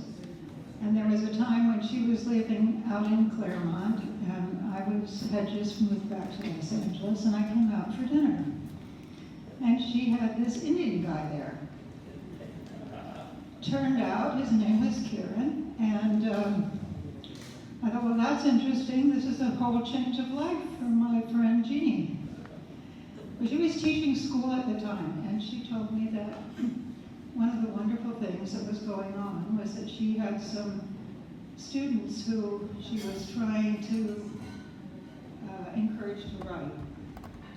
And they had written stories. Jeannie, were they nonfiction stories about their lives?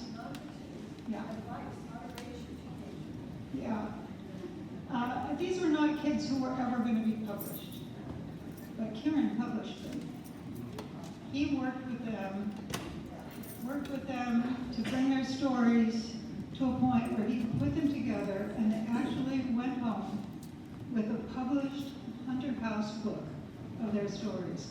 And I thought, this guy, who is not a teacher, he's a publisher, and yet he was doing it for Jeannie, but he was also doing it as a mentor to these kids who were never going to see such a wonderful thing as their names, their stories in print. I thought that was just an incredible act of generosity, typical.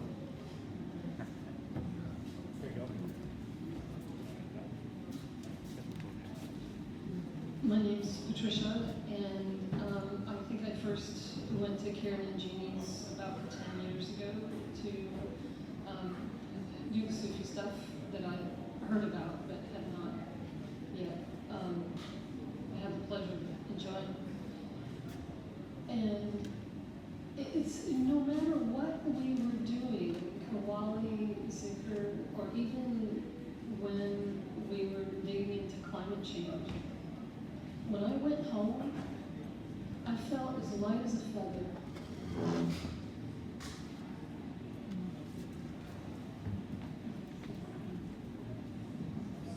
Thank you very much. Next.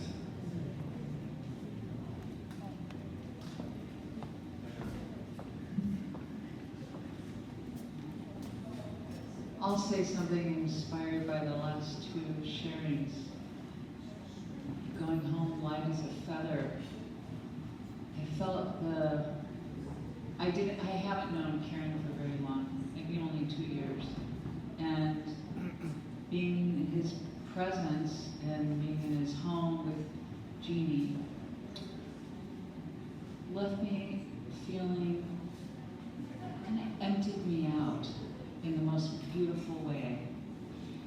And I think that's what I mostly want to say. Emptied out and yet completely full. And I've appreciated, and I want to say this to Jeannie, who's hugging someone, and that's great, of the two of them together was really helpful for me in my relatively new relationship with Jahan. And so it's been a model for me of what's possible in love.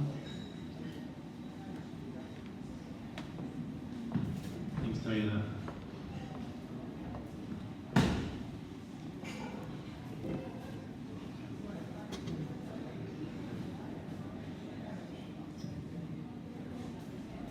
Hello, everyone. My name is Bruce, and Kiran stumbled into one of my classes at Stagebridge, later with Jeannie, and it was really love at first sight. How could you not love them? And it reminds me of a story. Kiran loved a story. He was a master storyteller. I could listen to him tell stories all day. This story is about a student that seeks out a great teacher, and he travels for days and days, even weeks, to seek him out. And finally he comes home, and his friends and everyone, what did the teacher say? What did they teach you? What wisdom did they... And the student says, they didn't say anything. I just went to watch them tie their shoe, that's all. And I feel like just by watching Kiran love, serve food, tell a joke, tell a story, was to learn about life. And I learned something about Kiran last year that really surprised me. Actually, that he adored singing calypso songs. I never knew. He loved Harry Belafonte, and one night we were at his place and he was singing all these calypso songs. So I have to pull up some lyrics. This is for Kiran. Please join, if you know the lyrics. Deo, Deo, daylight come and me want to go home. Day, say, misa day, misa day, misa day, misa day. Daylight come and work all night on a drink of rum. Daylight come and I want to go home.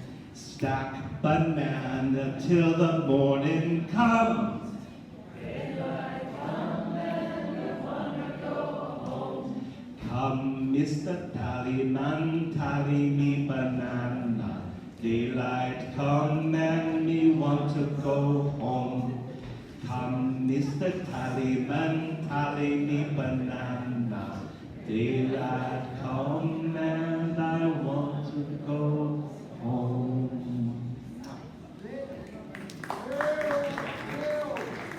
Cool. All right. I'm heading back to Sister.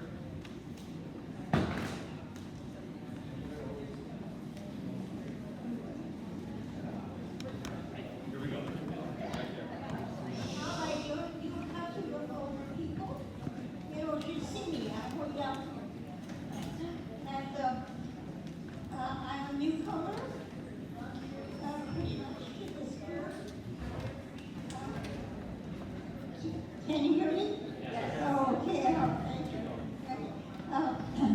And I was attracted. I went to a lecture that Kiran was giving on the art of love.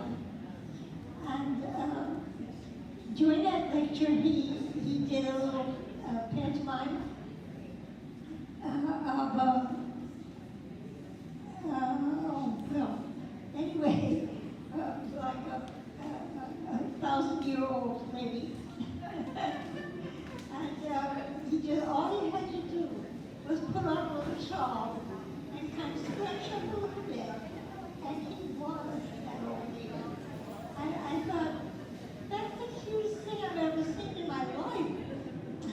That he could transform himself like that into someone else.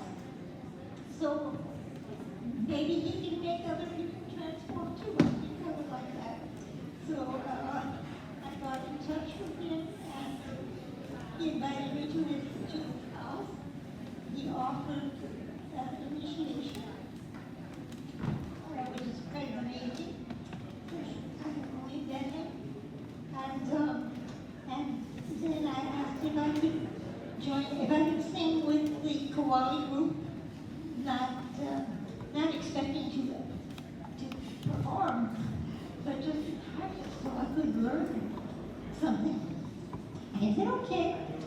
So I did, and of course stayed through to the performance, and had the great gift of being able to participate in that last Kowali program that we did, and that was so much fun and such an eye-opening to music, because I was a musician at heart, and I loved it. So I was always expecting a little more music, but it didn't happen. And I just, one time I think we sang a little something at the end of class, and I said, I've been waiting a long time, Kiran. So he said, oh yes. So there wasn't going to be any more. But nevertheless, there is so much to learn from Kiran. Because here was someone who I felt had mastered his inner processes, so that he was even-tempered to me. I guess he wasn't to everybody. I guess some people felt a little more force from Kiran, but he was always extremely sweet and kind to me, and gave me the name of sister, which I was flattered and feel was something to look up to. So anyway, I am blessed to have known Kiran and to have had that final gift of seeing the Kowali. Because that's all I ever wanted to do was say, so he gave me that. I love Kiran very much, and I feel he's not far away. He's right here, hovering over and watching everything. Thank you very much, everybody. Thank you, sister. There's someone else. Oh, Tufal. Great.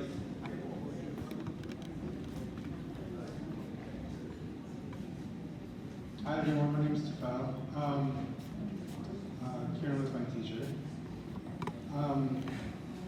So this is what keeps coming up for me over the last few weeks. This memory that I have of him. I was fortunate enough to have Kiran at my wedding. And after the ceremony and reception, I did all the normal reception stuff. And then folks wanted to start dancing. So Kiran stepped out on the dance floor and twirling across the dance floor, just energizing everyone on the dance floor. Something I'll never forget. I think it speaks to the energy that he brought wherever he was at, and to the people around him who knew him, who loved him. I hoped he would make it to the end of the ceremony, and I was sad that he didn't because we had a mariachi band at the end. I really wanted him to see that because I know he's a lover of music. Anyways, the next morning, my wife and I met him for breakfast before he headed home, because we lived across country. And he just mentioned in passing, the ceremony last night and the reception was great, but that second Roman coat really hit me hard, so I had to make my way home. Or back to the hotel, I guess.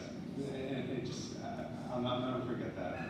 I'm going to miss him dearly. I do miss him dearly, but he's not gone. Thank you.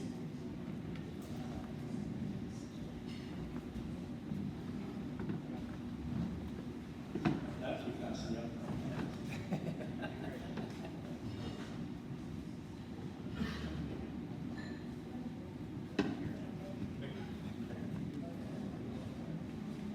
My name is Clark, and I know Kiran through this church. I just wanted to share something from the lighter side. A few years back, my wife and I were able to attend a birthday party that Kiran had when he turned 64.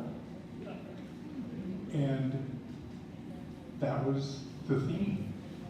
When I'm 64, and you had to come dressed as your favorite Beatles song, or dressed as the 60s.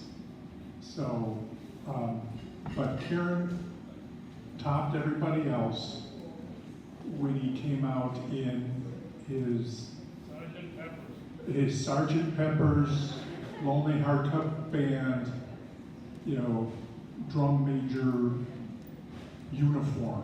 It was awesome. And we had a great time, and I think of that occasion pretty much every time I hear a Beatles song.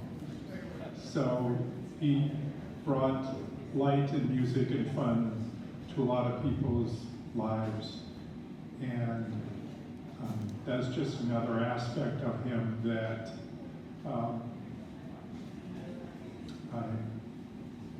makes me feel proud to have known him. Thank you. Thank you. All right, we're running out of time here, so last call.